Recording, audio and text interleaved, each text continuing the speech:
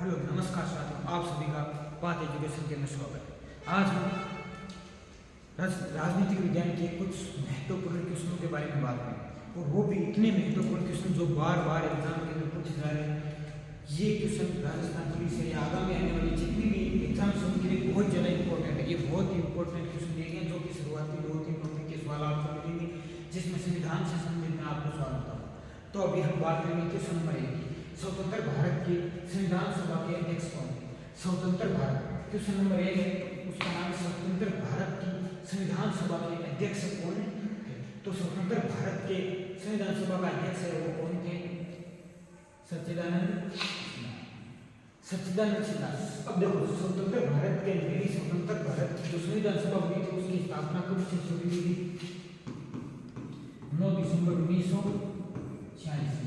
1946 के दिन जो संविधान सभा की पहली बैठक चल रही थी, उस दिन जिस व्यक्ति को अध्यक्ष चुना गया था वो थे सच्चिदानंद सिन्हा। और ये सच्चिदानंद सिन्हा जी जो थे उन्हें अस्थायी सदस्य अध्यक्ष बनाए गए।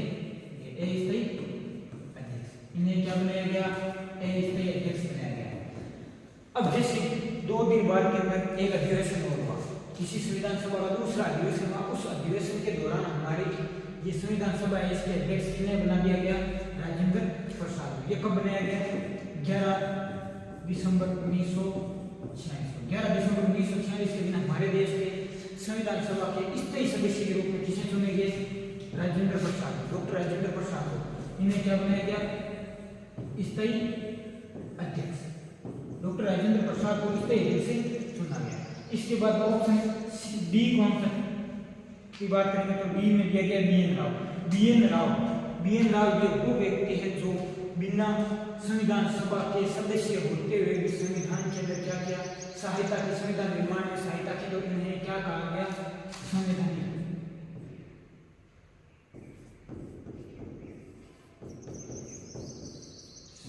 सलाहकार। इन्हें क्या किया गया? संवैधानिक सलाहकार। और बी एन राव वो व्यक्ति है जिन्होंने पूरे संविधान का खाका तैयार किया था। ये पूरे संविधान का खाका किसने तैयार किया था? बी एन राव ने। और इसके बाद ऊपर हम पढ़ रहे हैं, देखो ये बी ऑप्शन के अंदर जिक्र दिया गया है कि बी आर अम्बेडकर भीमराव अम्बेडकर ये संविधान के जनक या जननी कहलाते हैं। ये क्या कहलाते हैं? संविधान के जनक या जननी। संविधान के जनक या जननी। इसे भारत का, यानी भीमराव अम्बेडकर जी को भारत का मनु भी कहते हैं। इन्हें भारत का क्या कहते हैं? मनु भी कहते हैं। ये हो गई चारों ऑप्शन डिस्कशन। स्वतंत्र भारत के संविधान सभा के अध्यक्ष कौन चुनेंगे? सच्चिदानंद सिन्हा। ये कहते हैं अस्थायी अध्यक्ष थे, जबकि स्थायी अध्यक्ष के रूप में किसका चयन हुआ? डॉक्टर राजेंद्र प्रसाद का। कब हुआ? 11 दिसंबर 1946 को। ये कहते हैं हमारे देश के स्थायी अध्यक्ष थे किसके? संविधान सभा। अब हम बात करेंगे नेक्स्ट क्वेश्चन में। अगले क्वेश्चन की चर्चा करेंगे। अगला क्वेश्चन 2 नंबर क्वेश्चन है, भारतीय संविधान सभा की स्थापना कब की गई? भारत की जो संविधान सभा का निर्माण हुआ उसकी स्थापना कब की गई? तो भारतीय संविधान सभा की स्थापना अभी आपको मिलते हैं कि 9 दिसंबर 1946। सी ऑप्शन क्या है? राइट है। भारत में संविधान सभा की स्थापना कब की गई? 9 दिसंबर 1946। और बाकी दे दिए हमारे से किसी न किसी तरह से रिलेटेड। ए ऑप्शन के अंदर भी दिए थे 29 अगस्त 1947। 29 अगस्त 1947 को हमारे देश में प्रारूप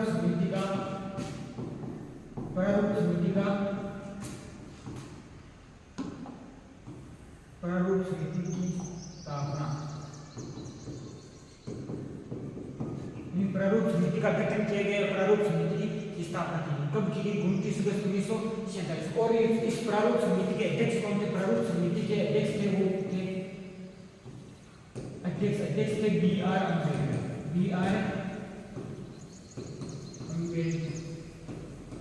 भीमराव जी अम्बेडकर है वो क्या थे? प्रारूप समिति के अध्यक्ष थे। अब हम बात करें 26 नवंबर 1949। 26 नवंबर 1949 हमारे लिए ये इसलिए इम्पोर्टेंट है कि 26 नवंबर 1949 को भारत का संविधान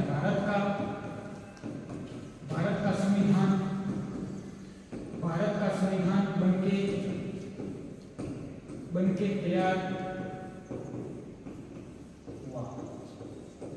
यानी 26 नवंबर 1949 के दिन हमारे देश का संविधान बनकर तैयार हुआ। संविधान सभा की पहली बैठक 9 दिसंबर 1946 को हुई, जबकि संविधान बनकर तैयार हुआ 26 नवंबर 1949 को। इन दोनों के बीच में जो टाइम है वो संविधान के निर्माण का समय है। तो संविधान के निर्माण में समय, भारत के संविधान के निर्माण में समय कितना लगा? 2 वर्ष 11 माह और 18 दिन। भारत के संविधान निर्माण के अंदर समय कितने लगा? 2 वर्ष 11 माह 18 दिन। 2 वर्ष 11 माह 18 दिन के इस समय के अंदर संविधान निर्माण में यानी संविधान सभा के द्वारा कुल किया गया खर्च वो था 64 लाख रुपए। यानी भारत के संविधान निर्माण के दौरान भारत के संविधान निर्माण में भारत की सरकार में भारत सरकार के कितना खर्चा लगा? वो लगा 64 लाख रुपए। संविधान के निर्माण में समय कितना लगा? 2 वर्ष 11 माह 18 दिन। भारत के संविधान की सभा की पहली बैठक 9 दिसंबर 1946 को हुई, जबकि भारत के संविधान की अंतिम बैठक में भारत का संविधान बनकर तैयार हुआ 26 नवंबर 1949। 26 नवंबर 1949 को भारत का संविधान बनकर क्या हो गया? तैयार। अब बी ऑप्शन क्या है? 22 जनवरी 1947। 22 जनवरी 1947 को क्या हुआ? हमारे क्या हो गया? प्रारूप उद्देश्य प्रस्ताव पाया।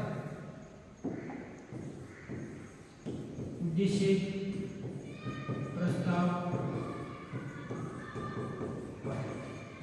प्रस्ताव पारित कर दिया गया 22 जनवरी 1947 में। यानी 22 जनवरी 1947 को उद्देश्य प्रस्ताव पारित हो गया और उद्देश्य प्रस्ताव को पेश किसने किया? पंडित जवाहरलाल जी नेहरू ने। यानी उद्देश्य प्रस्ताव को पारित करने का काम, प्रस्ताव लेके आने का काम किया पंडित जवाहरलाल नेहरू जी ने, और ये पेश तो नेहरू जी ने किया था 13 दिसंबर 1946 को पेश किया, जबकि पारित हुआ 22 जनवरी 1947 में। अब हम अगले क्वेश्चन के बारे में बात करें। अगला क्वेश्चन है क्वेश्चन नंबर 3। भारत के लिए संविधान की रचना है तो संविधान सभा के विचार निम्न में से सर्वप्रथम किसने प्रस्तुत किए? यानी भारत के संविधान की रचना के हेतु संविधान सभा के निर्माण के विचार के लिए सर्वप्रथम किसने बात रखी? तो ये बात सर्वप्रथम रखी स्वराज पार्टी ने। ए ऑप्शन राइट है। कौन सा? स्वराज पार्टी। स्वराज पार्टी ने सबसे पहले ये बात रखी थी कि भारत के अंदर संविधान सभा का गठन किया जाना चाहिए और भारत के अंदर संविधान का निर्माण होना चाहिए। अब स्वराज पार्टी का गठन किसने किया? सीआर दास प्लस से मोतीलाल नेहरू। स्वराज पार्टी का गठन किसने किया? सीआर दास और मोतीलाल नेहरू ने। ये डेट है, ये तो बात रखी थी उन्होंने 1934 में कि संविधान सभा बननी चाहिए, जबकि स्वराज पार्टी की स्थापना सीआर दास और मोतीलाल नेहरू स्थापना कब की गई थी? 1923 के अंदर मोतीलाल नेहरू और सीआर दास दोनों मिलकर 1923 के अंदर स्वराज पार्टी का गठन करते हैं। स्वराज पार्टी सबसे पहले ये बात करने वाली पार्टी थी कि भारत के अंदर संविधान सभा का गठन होना चाहिए और संविधान का निर्माण करना चाहिए। दूसरी पार्टी के बारे में जिक्र हो रहा था वो कांग्रेस। तो कांग्रेस पार्टी हमारे देश की कुछ समय पहले सबसे बड़ी पार्टी थी जो 75 साल से हमारे देश में क्या कर रही थी? शासन कर रही थी। और कांग्रेस की स्थापना 1885 में, कांग्रेस की स्थापना 1885 के अंदर ए.ओ. ह्यूम के द्वारा की गई। कांग्रेस की स्थापना 1885 के अंदर ए.ओ. ह्यूम के द्वारा की गई थी। और ये किसकी दिमाग की उपज मानी जाती है?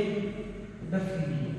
ये कांग्रेस पार्टी की स्थापना वो डफरिन के दिमाग की उपज मानी जाती है। डफरिन उस समय भारत का क्या था?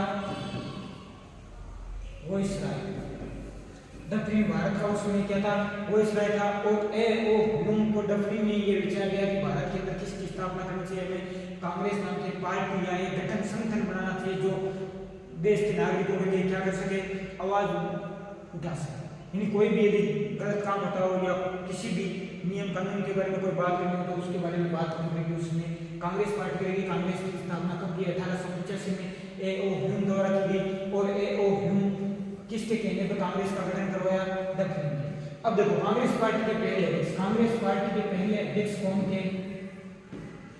अध्यक्ष थे व्योमेश चंद्र बनर्जी। व्योमेश चंद्र बनर्जी कांग्रेस पार्टी के पहले अध्यक्ष। ये कई बार एग्जाम में पूछ चुके हैं कि कांग्रेस पार्टी के पहले अध्यक्ष कौन थे? तो वो कौन थे? व्योमेश चंद्र बनर्जी थे। अब देखो आगे बात करना है मुस्लिम लीग। मुस्लिम लीग 1982। मुस्लिम लीग है, मुस्लिम लीग की स्थापना हुई थी 1906 में। मुस्लिम लीग की स्थापना कब की गई थी? 1906 में। मुस्लिम लीग की स्थापना है वो 1906 के अंदर ढाका के अंदर की गई थी और ढाका के नवाब सलीमुल्लाह के द्वारा, ढाका के नवाब सलीमुल्लाह, ढाका के नवाब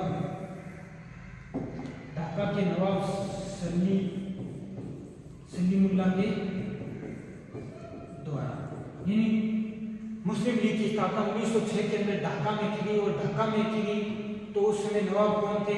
सलीमुल्लाह थे। सलीमुल्लाह ने 1906 के अंदर क्या कर दिया? मुस्लिम लीग की स्थापना कर दी। ये है हमारे तीन ऑप्शन तीनों को हमने कर दिया डिस्कशन। और भारत के संविधान सभा के सबसे पहले निर्माण का विचार या संविधान निर्माण का सबसे पहले विचार है वो स्वराज पार्टी ने रखा। क्वेश्चन नंबर 4 की बात करेंगे कि संविधान सभा में कुल कितने सदस्य चुनकर आए?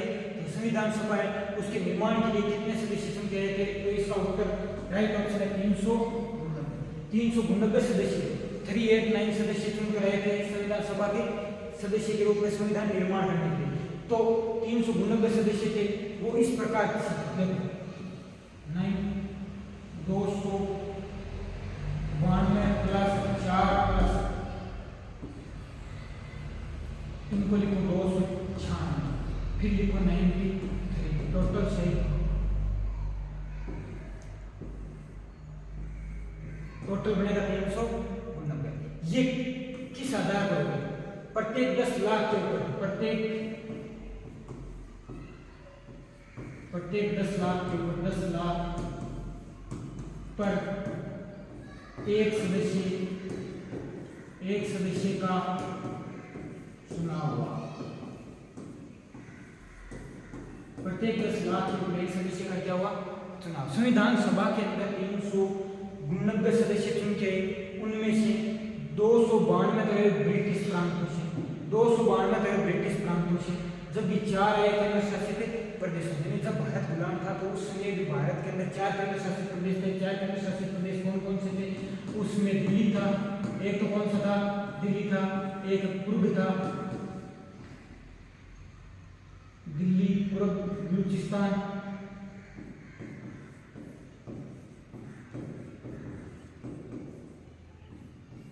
दिल्ली था, पूर्व था, बलूचिस्तान था, हो गया और एक अजमेर हो गया, जो कहां पर था? राजस्थान। अजमेर था वो राजस्थान में था, बलूचिस्तान पाकिस्तान के अंदर, बलूचिस्तान एक प्रांत है, पूर्व कर्नाटक में था, दिल्ली आज भी क्या देश की राजधानी में केंद्र शासित प्रदेश थे। तो आजाद भारत से पहले भारत के अंदर 4 केंद्र शासित प्रदेश बना रखे थे अंग्रेजों ने, और ये थे 292 प्लस 4 यानी 296 ब्रिटिश प्रांतों से चुनकर आए सदस्य थे, जबकि 93 सदस्य थे वो देशी रियासतों, ये 93 सदस्य थे वो देशी रियासतों से चुनकर आए। ये सदस्य कहां से चुन के? देशी रियासतों से। टोटल सदस्य देखो 389 थे, उनमें से 292 तो ब्रिटिश प्रांतों से, जबकि 4 केंद्र शासित प्रांतों से। टोटल 296 तो आए थे ब्रिटिश प्रांतों से चुनकर, जिनका चुनाव लोगों द्वारा किया गया, और प्रत्येक 10 लाख व्यक्तियों पर एक सदस्य का चुनाव हुआ। जबकि 93 आए थे वो देशी रियासतों द्वारा, जो देशी रियासतों के बड़े जो राजा महाराजा थे उन्होंने सीधा अपने सबसे ज्यादा पढ़े लिखे व्यक्ति का चुनाव करके उन्होंने भेज दिया। तो कुल संविधान सभा के अंदर भारत की संविधान सभा में कितने सदस्य? 389 सदस्य आए। अब देखो जिस दिन पहली बैठक हुई उस दिन कितने सदस्य पहुंचे? 207। पहली बैठक का मतलब 9 दिसंबर 1996, यानी पहली बैठक में कितने सदस्य पहुंचे? 207। जबकि भारत से पाकिस्तान अलग होने के बाद बचे सदस्यों की संख्या कितनी थी? 299। अब देखो भारत में संविधान सभा का गठन हुआ था वो 1946 में हुआ। उस समय तक पाकिस्तान का विभाजन नहीं हो रहा था। तो पाकिस्तान का जैसे 14 अगस्त 1947 को विभाजन हुआ, उसके बाद में जो सदस्य बचे वो कितने थे? 299। भारत को आजाद, पाकिस्तान को अलग करने के बाद में आजाद भारत के अंदर सदस्य कितने थे? 299। अब 284 क्या है? संविधान पर हस्ताक्षर, संविधान पर हस्ताक्षर करने, संविधान के यानी जो संविधान बन के तैयार हुआ उसके अंतिम पेज के ऊपर जो हस्ताक्षर करवाए गए थे उसमें कितने व्यक्ति थे? 284 व्यक्तियों का साइन है वो कहाँ पर किया गया? संविधान के अंतिम पेज पर किया गया। चलो अगले क्वेश्चन की बात। क्वेश्चन है 5 नंबर। भारत के संविधान में उद्देशिका का विचार लिया गया है। यानी भारत के संविधान में जो उद्देशिका को हम एक नाम और देते हैं प्रस्तावना। यानी प्रस्तावना का विचार किस देश से लिया गया है? तो भारत के संविधान की प्रस्तावना उद्देशिका का विचार है वो यूएसए यानी संयुक्त राज्य अमेरिका से लिया गया है। विचार को यूएसए के संविधान से लिया गया है, जबकि प्रस्तावना की भाषा, प्रस्तावना या उद्देशिका की भाषा ये किसके संविधान से ली गई है?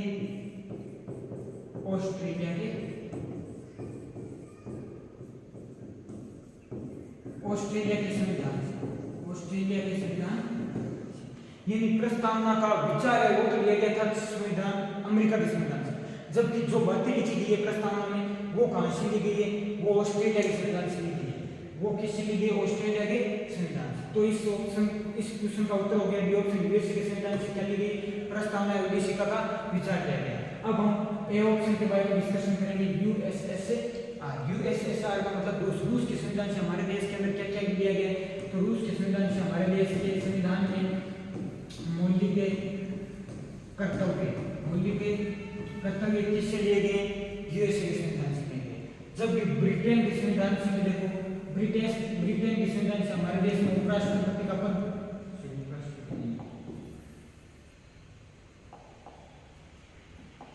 एकल नागरिकता,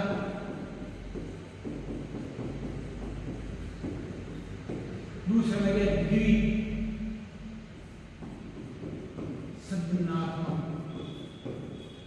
द्विसदनात्मक यानी एक सदन लोकसभा दूसरा सदन राज्यसभा यानी द्विसदनात्मक की विशेषता है वो किस संविधान से ली गई है? ब्रिटेन के संविधान से। एकल नागरिकता कहां से ली गई? ब्रिटेन के संविधान से। जबकि अमेरिका के संविधान से एक और लिया गया न्यायिक पुनर्विलोकन, न्यायिक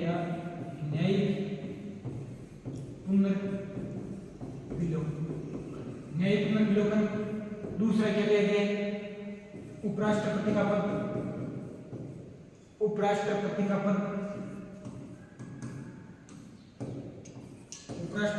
कहां से लिया गया? अमेरिका के संविधान से। और मौलिक अधिकार और अमेरिका के संविधान से क्या लिया गया? यहाँ पर लिखना मौलिक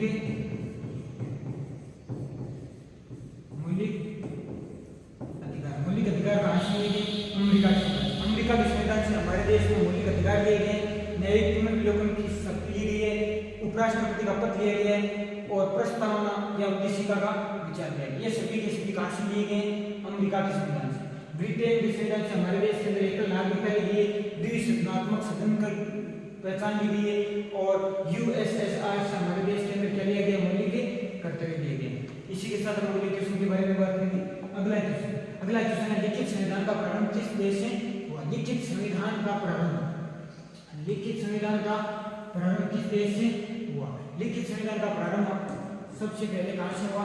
अमेरिका से। अमेरिका का संविधान 1787 में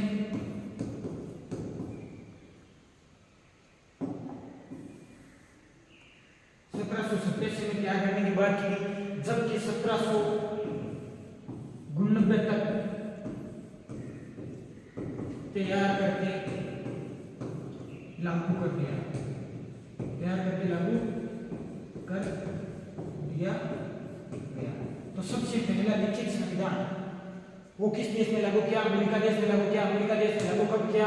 1787 में 1789 के अंदर बनके तैयार हुआ। उसके बाद में अमेरिका ने अपने संविधान को क्या कर दिया? लागू। इस संविधान में सबसे कम अनुच्छेद कितने अनुच्छेद? 7 अनुच्छेद। सबसे छोटा लिखित संविधान, सबसे छोटा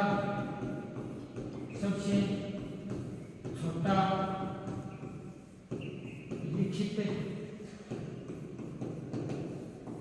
संविधान, सबसे छोटा लिखित संविधान किस देश का है? अमेरिका का। बन के तैयार कर दो 1789 में बन के तैयार हो गया। तो सबसे पहला और सबसे छोटा लिखित संविधान किस देश का है? अमेरिका का। अब ऑप्शन बाकी के डिस्कशन करेंगे। ऑप्शन कौन सा? और सबसे कम संविधान संशोधन हुए इसमें आज तक कोई 10-12 संविधान संशोधन हुए। सबसे कम संविधान संशोधन है, सबसे कम अनुच्छेद लिखे गए। अनुच्छेद कितने? इसमें कुल 7 अनुच्छेद हैं और 1789 में बनके क्या हो गया? क्या? अब हम डिस्कशन करेंगे भारत के बारे में। भारत का संविधान की विशेषता पढ़ेंगे। तो भारत का सबसे बड़ा विश्व का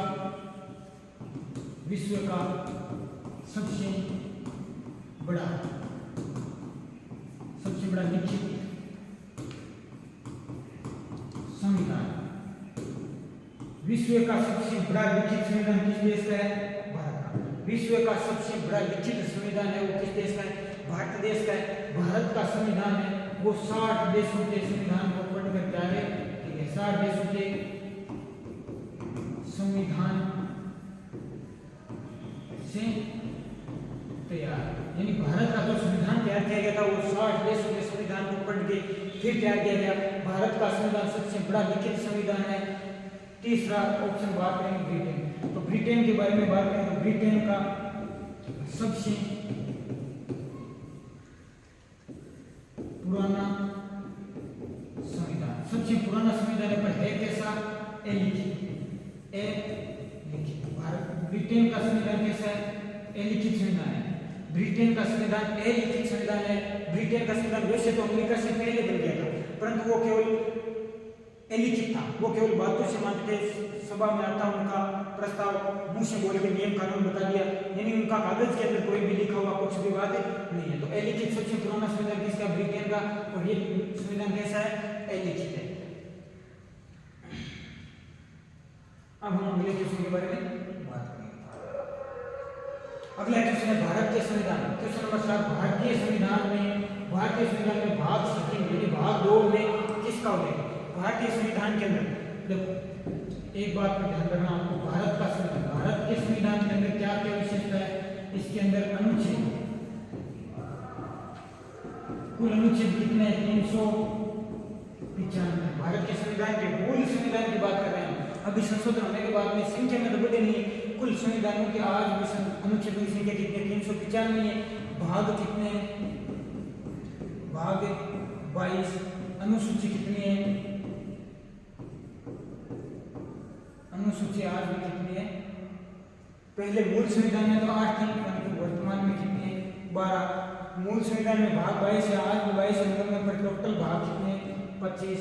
मूल संविधान के अंदर अनुच्छेद 395 थे, परंतु आज 450 से प्लस है। यानी संविधान संशोधन हो के उनकी संख्या के अंदर जैसे 1, 2, A, B लगा के उनके संविधान की संख्या बढ़ा के कितनी कर दी? 450 से ज्यादा। मूल संविधान के अंदर अनुच्छेद कितने थे? 395। नंबर में आज भी 395 है। मूल संविधान के अंदर भाग 22 थे, आज भी 22 ही है, पर इनकी टोटल संख्या कितनी है? 25। जैसे भाग 4 और भाग 4A, भाग 4 और भाग 4A या 4A, यानी भाग 2 होंगी पर संख्या में 4 है, तो संख्या में 22 है पर कुल भागों की संख्या 25।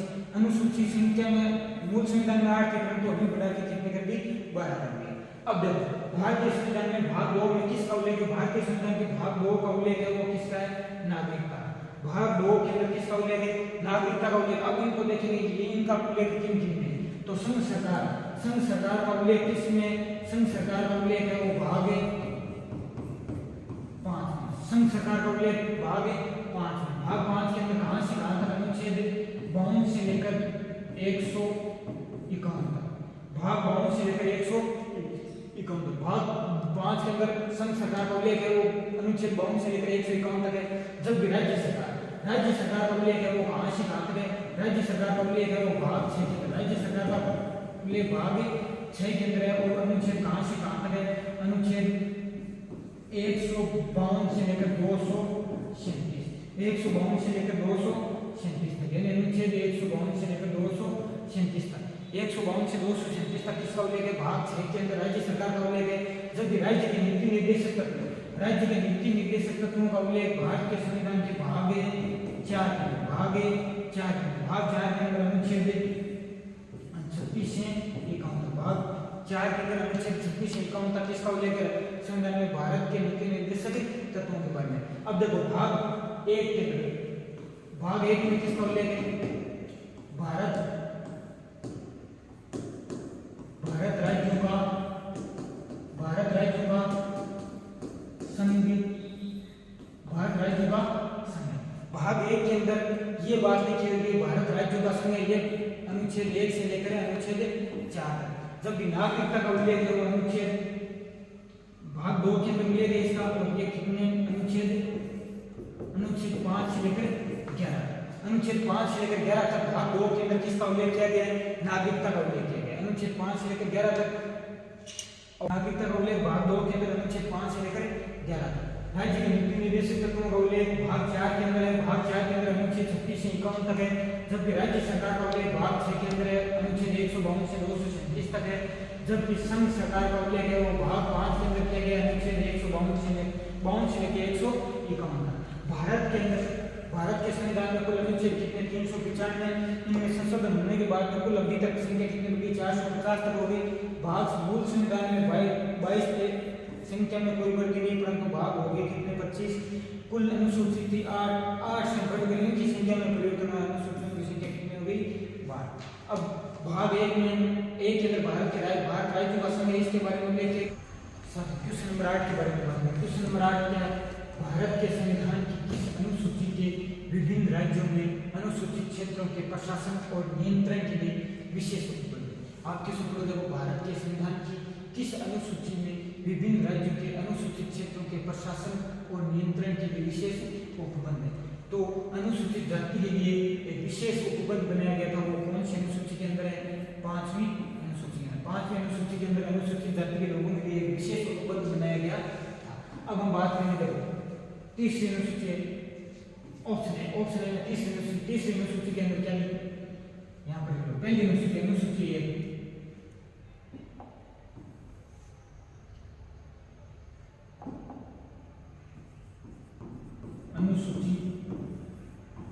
1 में क्या लिखा गया है?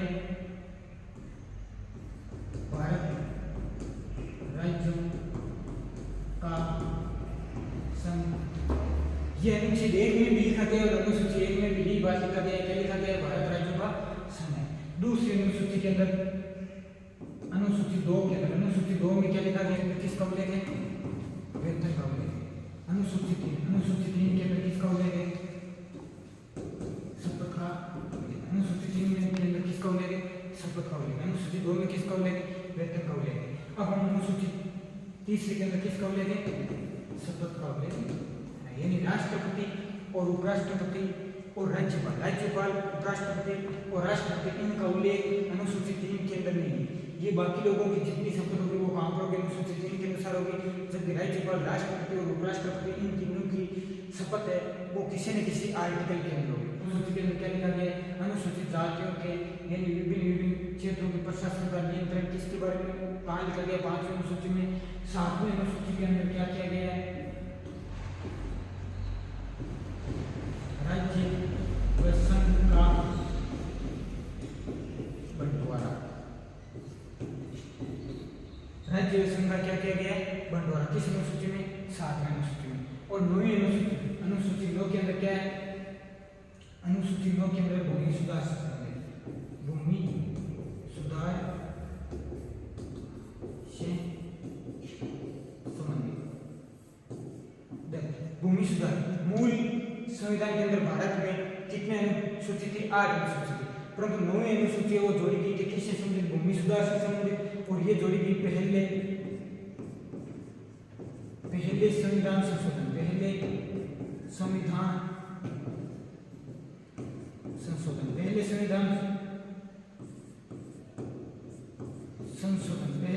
संशोधन से कब? 1951 में। पहला संविधान संशोधन 1951 में हुआ। उससे भारत के अंदर 9वीं अनुसूची जोड़ी गई, कौन सी थी? भूमि सुधार से संबंधित। और इसी के साथ हम अगले क्वेश्चन के बारे में अगला क्वेश्चन 9वां है। किस संविधान संशोधन के द्वारा संपत्ति के अधिकार को समाप्त किया गया? भारत के संविधान के अंदर मौलिक अधिकारों के अंदर हमारे देश के नागरिकों को 7 प्रकार के अधिकार दिए गए थे। उनमें उनमें से एक अधिकार था संपत्ति का अधिकार। फिर संपत्ति के अधिकार को हटा करके उसमें वैधिक अधिकार, वैधानिक अधिकार या विधिक अधिकार बना दिया गया। ये किस संविधान संशोधन के द्वारा? 44वें संविधान संशोधन 1978। 44वां संविधान संशोधन कब हुआ? 1978 के अंदर हुआ। और 1978 में इस 44वें संविधान संशोधन के द्वारा संपत्ति के मौलिक अधिकार, संपत्ति के इस मौलिक अधिकार को कानूनी व वैधानिक या विधिक अधिकार बना दिया, विधिक अधिकार बना दिया।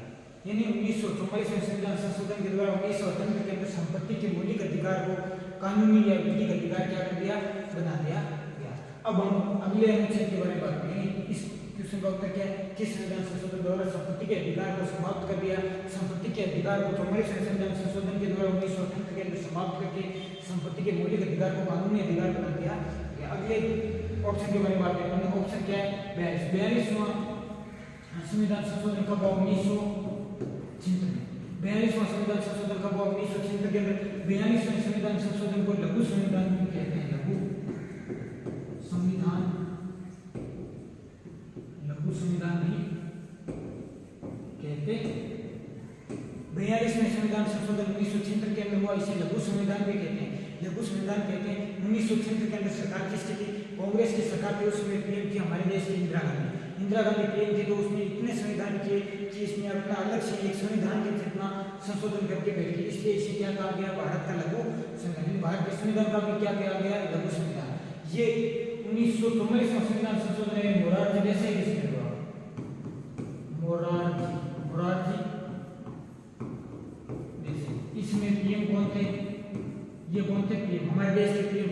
44वें संविधान संशोधन 1978 के समय पीएम थे मोरारजी देसाई। जबकि 42वां संविधान संशोधन 1976 के समय हमारे देश में पीएम कौन थी?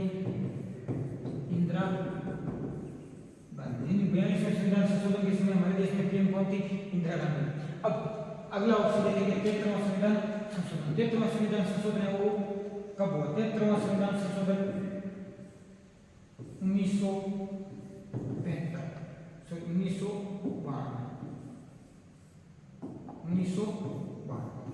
73वां संविधान संशोधन 1992 में हुआ। पीएम कौन थे? राजीव गांधी। 73वां संविधान संशोधन कब हुआ? 1992। और 73वें संविधान संशोधन से क्या है हमारे देश में?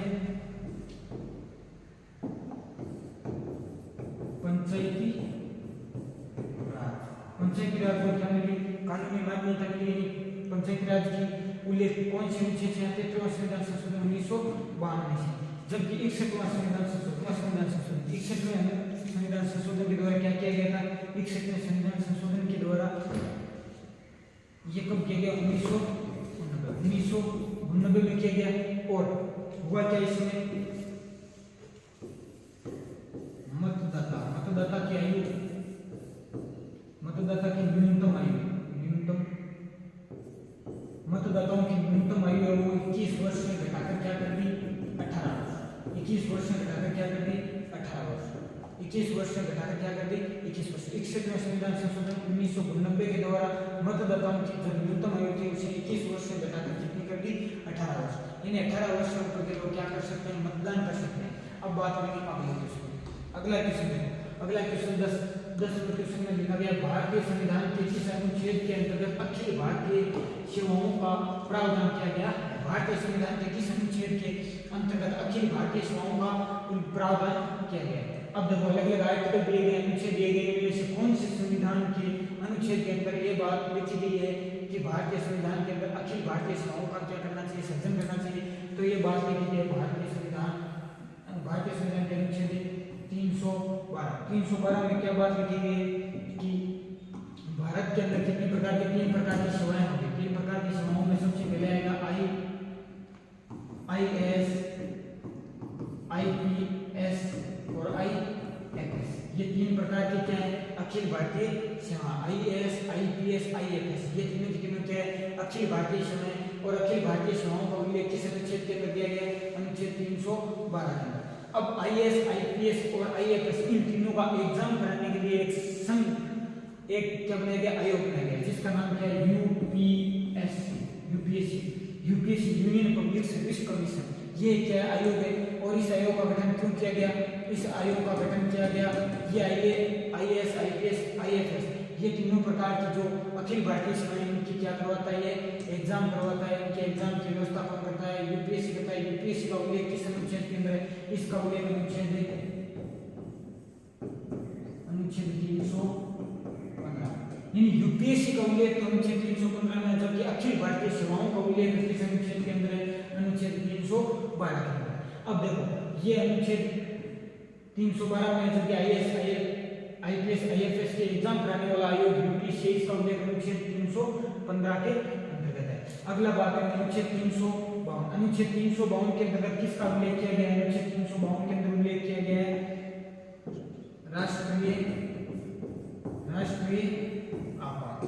राष्ट्रीय आपात का उल्लेख कहाँ किया गया, अनुच्छेद 352 में। और एक पूरे संविधान के अंदर मंत्रिमंडल नाम का शब्द, मंत्रिमंडल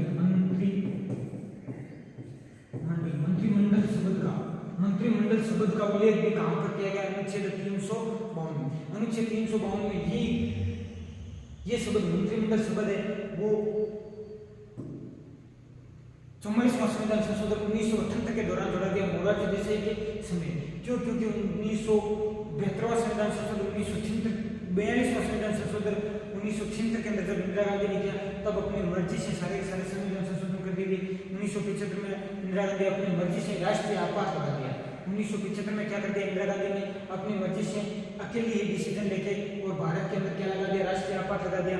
इसलिए आगे इस प्रकार का संविधान का उल्लंघन न हो, इसलिए मोरारजी देसाई सरकार ने क्या शब्द जोड़ दिया, मंत्रिमंडल। मोरारजी देसाई सरकार ने 44वां संविधान संशोधन 1978 द्वारा ये बात जोड़ दी कि मंत्रिमंडल की सिफारिश के बिना भारत के अंदर राष्ट्रीय आपात क्या नहीं कर सकते, हमें लागू नहीं कर सकते। किसकी मर्जी के बिना, मंत्रिमंडल की लिखित सिफारिश के बिना राष्ट्रपति भारत देश के अंदर कहीं पर भी राष्ट्रीय आपात क्या नहीं कर सकता, लागू नहीं कर सकता। राष्ट्रीय आपात का उल्लेख भारत के किस अनुच्छेद के अंदर, अनुच्छेद 352 के अंदर उल्लेख किया गया। अगला ऑप्शन अनुच्छेद 324। अनुच्छेद 324 के अंदर किसका उल्लेख किया गया है, अनुच्छेद 324। अनुच्छेद 324 के अंदर किया गया चुनाव आयोग। अनुच्छेद 324 के अंदर किसका उल्लेख किया गया है,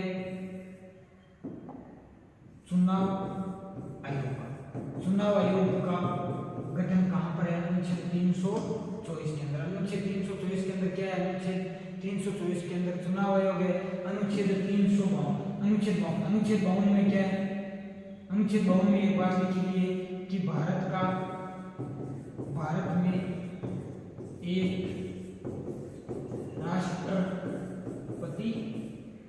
राष्ट्रपति होगा।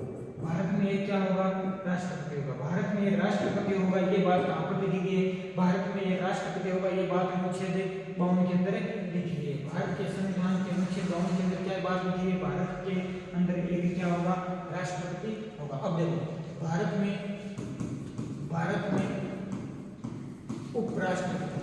उपराष्ट्रपति के बारे में बात कहां पर लिखी गई है, आर्टिकल यानी अनुच्छेद 63। भारत के अंदर एक उपराष्ट्रपति होगा, इसका उल्लेख कहां पर किया गया है, अनुच्छेद 63 के अंदर। एक बात और नोट करना कि भारत में एक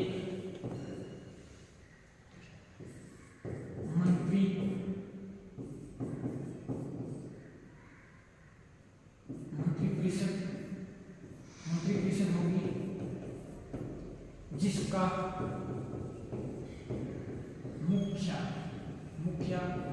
प्रधानमंत्री होगा, जिसका मुखिया कौन होगा, प्रधानमंत्री होगा। ये बात कहां पर लिखी गई है, ये बात लिखी गई है अनुच्छेद आर्टिकल 75(2)। यानी भारत के प्रधानमंत्री का उल्लेख किस अनुच्छेद के अंदर, आर्टिकल 75(2) के अंदर भारत के प्रधानमंत्री का उल्लेख है। जबकि अनुच्छेद 63 के अंदर किसका उल्लेख है, अनुच्छेद 63 के अंदर उल्लेख है भारत में एक राष्ट्रपति होगा, जबकि उपराष्ट्रपति होगा, जबकि भारत के अंदर एक राष्ट्रपति होगा, इसका उल्लेख कहां पर, अनुच्छेद 52 के अंदर। अनुच्छेद 63 के अंदर उल्लेख है कि भारत में एक राष्ट्रपति होगा। जबकि अनुच्छेद 75(2) जबकि अनुच्छेद 75(2) के अंदर लिखा कि भारत में एक मंत्री परिषद होगी जिसका मुखिया कौन होगा, प्रधानमंत्री होगा। ये बात कहां पर लिखी है, अनुच्छेद 75(2) के अंदर लिखी है। अगले क्वेश्चन के बारे में बात करें। अगला क्वेश्चन है 11वां क्वेश्चन, नए राज्य के गठन की शक्ति निहित है। नए राज्य के गठन की शक्ति किसके अंदर निहित है, नए राज्य का गठन कौन करता है? भारत के अंदर नए राज्य का गठन है वो कौन करता है? संसद। भारत के अंदर नए राज्य का गठन कौन करता है? संसद। देखो अनुच्छेद 79 80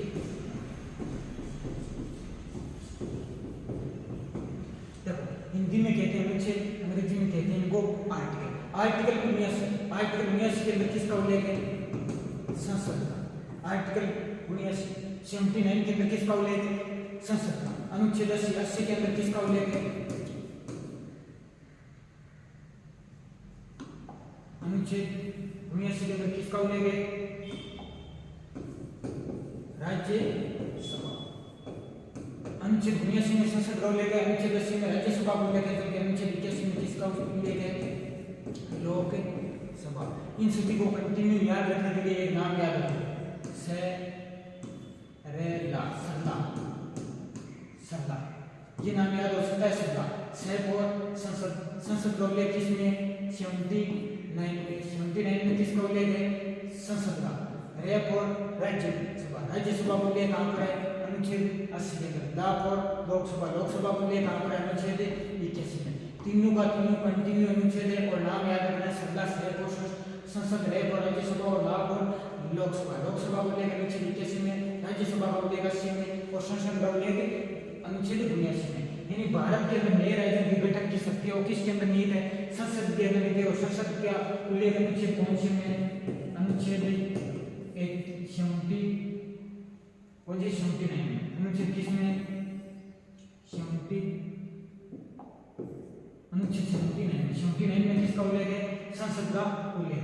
अब देखो राष्ट्रपति का उल्लेख किस अनुच्छेद के अंदर? राष्ट्रपति का उल्लेख है वो किस अनुच्छेद के अंदर है? राष्ट्रपति का उल्लेख अनुच्छेद 52 में। राष्ट्रपति का उल्लेख किस अनुच्छेद में? अनुच्छेद 52 में। और राज्य पुनर्गठन आयोग का निर्माण कब हुआ? राज्य पुनर्गठन आयोग का निर्माण हुआ 1956 में। 1956 के अंदर राज्य पुनर्गठन आयोग का निर्माण किसके अध्यक्षता में? अध्यक्ष कौन थे इस आयोग के? अध्यक्ष थे फजल अली कौन थे इनके अध्यक्ष थे? क्या बनाया गया था भारत के अंदर 1956 के अंदर? क्या है? राज्य पुनर्गठन आयोग की रिपोर्ट है जिसके अंदर ये निर्धारित किया कि भारत के अंदर 14 राज्य और 6 यूनियन टेरिटरी। राज्य पुनर्गठन आयोग आया उसमें यह बताया गया कि 1956 के अंदर इसके अध्यक्ष कौन थे? फजल अली थे। इसके अंदर यह बताया गया कि भारत में कितने राज्य? 14 राज्य व 6 केंद्र शासित प्रदेश का क्या किया जाएगा? गठन किया जाएगा। ये सभी 14 राज्य और 6 केंद्र शासित प्रदेश किस आधार पर बनाए गए? भाषा के आधार पर। इन 6 केंद्र शासित प्रदेश और 14 राज्य निर्माण किया वो उस क्षेत्र के अंदर बोली जाने वाली भाषा के आधार पर उनका क्या किया गया था? गठन किया गया था। अब हम बात करेंगे अगले क्वेश्चन की। अगला क्वेश्चन है क्वेश्चन नंबर 12। क्वेश्चन नंबर 12 में क्या है? भारत का संविधान अंगीकृत और अधिनियमित हुआ। भारत का संविधान कब अंगीकृत और अधिनियमित किया गया था?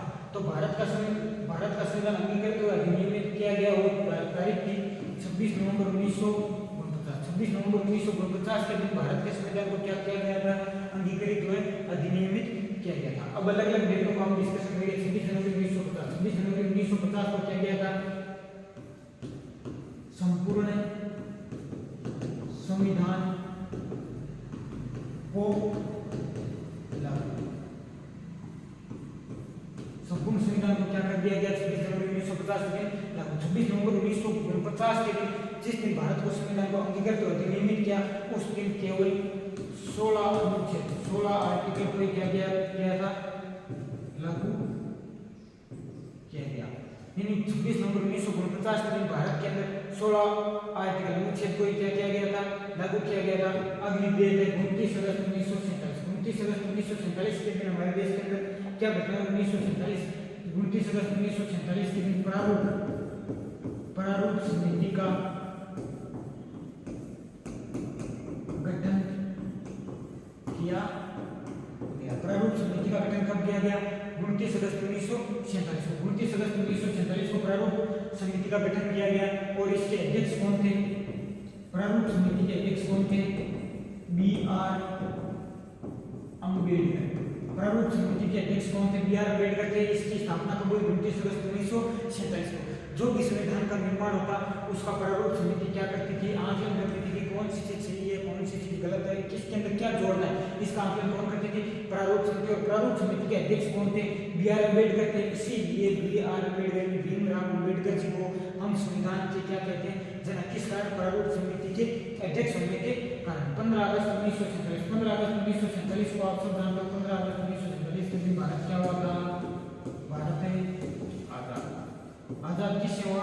ब्रिटेन से। ब्रिटेन का भारत क्या था? एक उपनिवेश था और उपनिवेश को आजाद कब किया गया? भारत ब्रिटेन के द्वारा 15 अगस्त 1947 में। अगले क्वेश्चन के बारे में डिस्कस करेंगे। अगला क्वेश्चन है 13 नंबर क्वेश्चन है वो है भारत। 13 नंबर क्वेश्चन कौन सा है?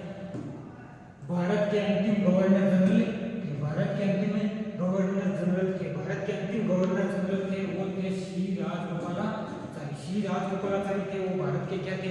अंतिम गवर्नर जनरल थे। अंतिम गवर्नर जनरल कौन हो गए? श्री राजगोपालाचारी। अब हम अलग अलग क्वेश्चनों को डिस्कशन करेंगे। ये थे 1948 से 1950। श्री राजगोपालाचारी वो भारत के अंतिम गवर्नर जनरल थे। कब से कब तक थे? 1948 से 1950। अब देखो, स्वतंत्र भारत के पहले गवर्नर जनरल थे वो कौन थे? स्वतंत्र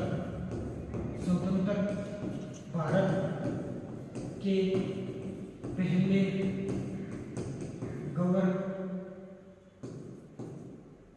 गवर्नर जनरल, स्वतंत्र भारत के पहले गवर्नर जनरल कौन थे? Lord Mountbatten. स्वतंत्र भारत के पहले गवर्नर जनरल थे वो लॉर्ड माउंटबेटन थे। जबकि भारत के अंतिम गवर्नर जनरल, स्वतंत्र भारत के अंतिम गवर्नर जनरल या भारत के पहले गवर्नर, भारतीय या भारत के पहले गवर्नर जनरल, भारत के पहले वो स्वतंत्र भारत के पहले और भारतीय पहले, ये राजगोपालाचारी थे, ये भारत के पहले भारतीय गवर्नर जनरल थे। जबकि स्वतंत्र भारत के दूसरे गवर्नर जनरल थे, क्योंकि स्वतंत्र भारत का पहला गवर्नर जनरल था वो लॉर्ड माउंटबेटन था। उसके बाद में कौन बने? श्री राजगोपालाचारी, जो पहले भारतीय थे। इससे पहले भारतीय गवर्नर जनरल कभी भी नहीं बना। इसके आगे बात करेंगे राजेंद्र प्रसाद। डॉक्टर राजेंद्र प्रसाद थे, ये संविधान सभा,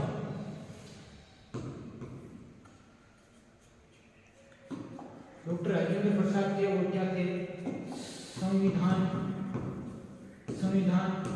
सभा के स्थायी अध्यक्ष। डॉक्टर राजेंद्र प्रसाद थे वो क्या थे? संविधान सभा के स्थायी अध्यक्ष थे। डॉक्टर राजेंद्र प्रसाद संविधान सभा के स्थायी अध्यक्ष थे और स्थायी अध्यक्ष के साथ साथ भारत के पहले